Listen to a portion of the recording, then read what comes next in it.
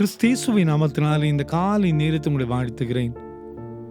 யோவேல் 3:16 கர்த்தர் அரணான கோட்டையுமாய் இருப்பார் என்று வாசிக்கிறோம். But the Lord will be a shelter. ஒரு நாளுமே நமக்கு ஆண்டவர் எதிராக தீங்கே செய்ய மாட்டார். அவர் நமக்கு பாதுகாப்பின் தேவனாய் இருக்கிறார். நமக்கு பாதுகாப்பை கொடுக்கிற ஆண்டவர் தான் நம்ம ஆண்டவர்.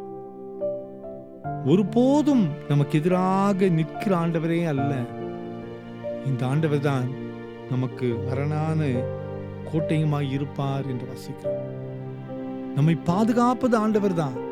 அவரே கண்மலை, அவரே கோட்டை, அவரே அடைக்கலம், அவரே பாதுகாப்பு, அவரே சமாதான பிரபு. எத்தனை நாமங்கள் அவரை குறித்து சொல்லப்படுகிறது.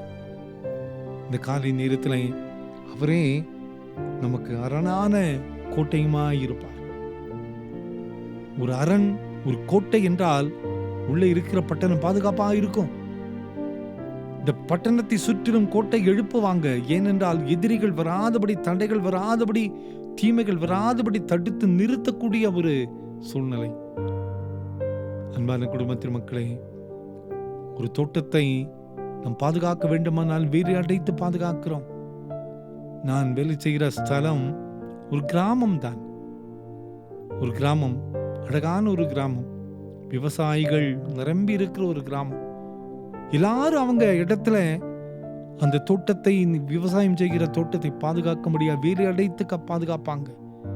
வனவிலங்குகள் ஆபத்திலிருந்து, ஜனங்களுடைய ஆபத்திலிருந்து, இயற்கையின் ஆபத்திலிருந்து, நான் உழைத்து கொண்டிருக்கிற இந்த விவசாய காரியங்கள் அழிந்து விடக்கூடாது என்று சொல்லி இரவும் பகலும் அதற்கென்று பாதுகாப்பாக இருந்து காக்கிறதை நான் பார்க்கிறோம். அப்படிப்பட்ட ஒரு சூழ்நிலையில் தான் அந்த கனிகள் வெளியேறி பெற்றதாய் மாறும், விளைச்சல் கிடைக்கும்.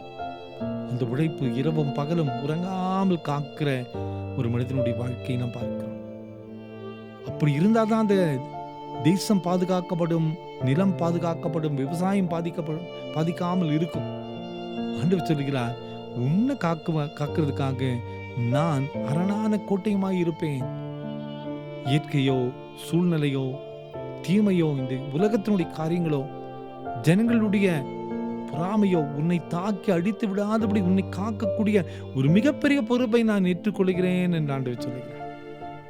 அன்பான குடும்பத்தின் மக்களே, கர்த்தரே நமக்கு அரணான கோட்டையுமாய் இருப்பார். கவலைப்படாதிருங்கள், நம்மை பாதுகாக்கக்கூடிய ஒரு கரம் நம்மோடு கூட இருக்கிறது. நம்மை வேலி அடைத்து பாதுகாக்கக்கூடிய ஒரு கரம் இருக்கிறது. நம்மை பாதுகாத்து நம்மை சுமந்து கொள்ளுகிற ஒரு கரம் உண்டு. எல்லா தீமையிலிருந்தும் விலக்கி காத்து கொள்ளுகிற ஒரு கரம் நம்மோடு கூட இருக்கிறது. நம்மை வழிநடத்தி செல்லக்கூடிய ஒரு அழகான நம்பிக்கையின் கரம் நம்மோடு கூட இருக்கிறது. அது ஆண்டவருடைய கரம். அந்த கரம் நம்மை சுமந்து கொள்ளும். அந்த கரம் நம்மை இறுதி வரை பாதுகாக்கும். கர்த்தரே நமக்கு அரணான கோட்டையுமாய் இருப்பார். அந்த நம்பிக்கையோடு இந்த புதிய நாளை ஆரம்பிப்போம். ஆண்டவருடைய பிரசனம் நம்மோடு கூட இருப்பதாக ஜெபம் பண்ணலாமா? அன்பின் ஆண்டவரே, ஆபத்திலே அநேக சூழ்நிலையில நிற்கிறோம் அப்பா. இப்படிப்பட்ட நிலையில இருக்கிற எங்களுக்கு நீர் மட்டும் பாதுகாப்பு என்று அறிகிறோமே. நீர் எங்களுக்கு தீமை செய்கிற ஆண்டவர் அல்ல. இந்த செய்தி கேட்டுக்கொண்டிருக்கிற ஒவ்வொருவருக்கும் நீர் அரணான கோட்டையுமாய், பெலனுமாய், பாதுகாப்பாய் இருக்க கெஞ்சுகிறோம்.